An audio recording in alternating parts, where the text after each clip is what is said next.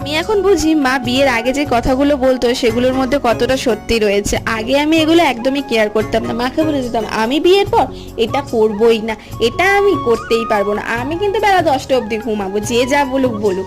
কিন্তু ব্যাপারটা হচ্ছে বিয়ের পর দেখছি সবকিছুই যেমন আলাদা আলাদা চেঞ্জ হয়ে গেছে, মানে কেউ আমাকে বলেনি যে এটা করতে হবে বা এটা তুই কর, নিজে থেকেই যেন সবটা চেঞ্জ হয়ে গেছে। নিজের মাথার উপরই একটা চাপ থেকে প্রথম 10 দিন তো আমি ঘুমাতেই পারিনি, সকালবেলা উঠতে হবে ভেবে।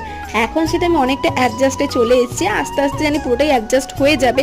কিন্তু তবু ওই দিনগুলোর কথা ভাবলে না খুব খারাপ লাগে, যে আগে যেই লাইফটা লিড করতাম এখন যেই লাইফটা লিড করছি সম্পূর্ণ আলাদা। জানি প্রত্যেকটা মেয়ের জীবনে এটা আসে, তবুও নিজের ওপর যখন ব্যাপারটা আসে না তখন সব থেকে বেশি ফিল করতে পারি। প্রতিদিন সকালের কাজগুলো দেখিয়ে থাকি, তাই ভাবলাম আজকে সন্ধে বা রাতের দিকে যে কাজগুলো আমি টুকটাক করে থাকি সেগুলোই দেখাই। সন্ধে বা রাতের দিকেও কিন্তু টুকটাক অনেকগুলো কাজই থাকে। দেখো কিছু নিয়ে শুই না শুই প্রত্যেকদিন এই 3টে রিমোট নিয়ে কিন্তু আমাদের শুতেই হয়। ব্যাস ভিডিওটা এখানেই শেষ করছি, দেখা হচ্ছে অন্য